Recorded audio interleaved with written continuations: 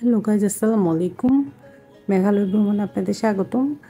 আমরা তো সিলেট ডাউকি বর্ডার দিয়ে মেঘালয়ের যাত্রা শুরু করেছিলাম। Mawlynnong village, living root bridge দেখে আমাদের চেরাপুঞ্জি পৌঁছাতে বেজে গিয়েছে প্রায় সন্ধ্যা 7:30টার মতো। আর এই চমৎকার সুন্দর জায়গাটা হচ্ছে চেরাপুঞ্জিতে। এখানে দিনের বেলাও একটা সুন্দর ভিউ পাওয়া যায়, কিন্তু এখন রাত হয়েছে, বাট রাতের ভিউটাও অনেক সুন্দর। এই যে বাঁকা একটা জায়গা দেখতে পাচ্ছেন, খুবই সুন্দর। আর এই জায়গাটার নাম হচ্ছে খোলিংসং, চেরাপুঞ্জি, মেঘালয়। তো আমরা রাতে থাকার জন্য একটা হোমস্টে দেখতে গিয়েছি। এটার নাম হচ্ছে লিংডু মাফলা। এটা 2য় তলায় আমাদের রুম দেখানো হবে। আর সামনের দিকে বেশ সুন্দর ভিউটা। আমরা এখন উপরে এটা রুমটা দেখতে যাব। আমাদের আসলে আগে থেকে রুম ঠিক করা ছিল না, তো ড্রাইভার সাহেব আমাদেরকে এখানে নিয়ে আসলেন। আমরা এখন দেখতে যাচ্ছি রুমটা। আমরা 3 জন আছি, ছোট্ট একটা ফ্যামিলি। তো দেখি আমাদের জন্য কি রুম দেখায়। তো বিল্ডিংটা এমনি সুন্দর লাগছে দেখতে। এটা থেকে ভিউটা খুব সুন্দর পাওয়া যাবে সামনের। তো অনেকগুলো সিঁড়ি, আসলে সারাদিন জার্নি করে ক্লান্ত লাগছিল। তো আমাদেরকে বললো বিশাল একটা রুম আছে, 3টা বেড, ওই রুমটা আমাদেরকে দিবে। আর আমাদের কাছে প্রাইস চাচ্ছে 2000 রুপি। তো আমরা আসলে এখন বাজে অলমোস্ট রাত 8টা, আমরা সকাল 7:30-8টার মধ্যে বের হয়ে যাব।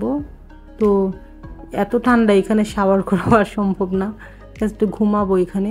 আমরা বাইরে থেকে খেয়ে এসেছি, তো 2000 রুপি দিয়ে এখানে থাকা আসলে সম্ভব না। উনি যে দরজাটা খুলে দিয়েছে, এই যে 3টা বেড আমাদেরকে নিলে এই পুরাটাই নিতে হবে এবং আমাদেরকে 2000 রুপি পে করতে হবে। তো অনেক বার্গেনিংয়ের পরে উনি আমাদের কাছে 1800 রুপিতে এটা থাকতে দিয়েছে। কিন্তু আমরা যদি একটা রুমে নিই তাহলে আমরা কিন্তু 1000 রুপি দিয়ে থাকতে পারবো।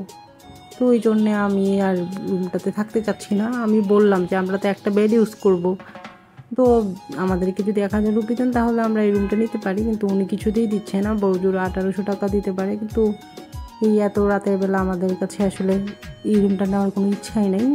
তো আমরা আস্তে আস্তে বের হয়ে যাবো। এখন বের হয়ে আরও পাশাপাশি কিন্তু বেশ কয়েকটা হোমস্টে আছে, এই জন্য ওরির হওয়ার কিছুই নেই, অনেকগুলো আছে। তাইলে যে কোনো একটা থেকে আপনি নিতে পারেন। যেগুলো সিঙ্গেল বেড, ওগুলো নিলে আপনি 1200 রুপি নিতে পারবেন।